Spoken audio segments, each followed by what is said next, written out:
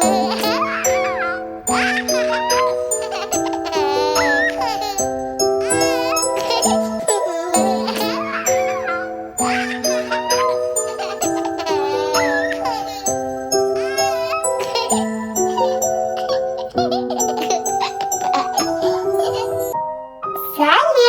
менің сүйікті әкешім мен анашым. Мен сіздердің махаббаттарыңыздан жаралған кішкентай бақытпын. Кішкентай болсам да, үлкен қуаныш сыйлайтыныма сенімдімін. Анашым, сіз әлемдегі ең сұлу асыл жансыз. Менің әкем мені қатты жақсы көреді.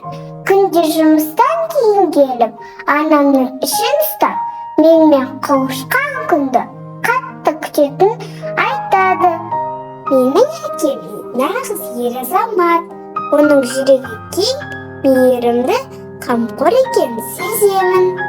Мен сіздерді қатты жақсы көремін. Сіздермен әлі көріспесем де, ең бақытты сәби мен болатыныма сенімдімін.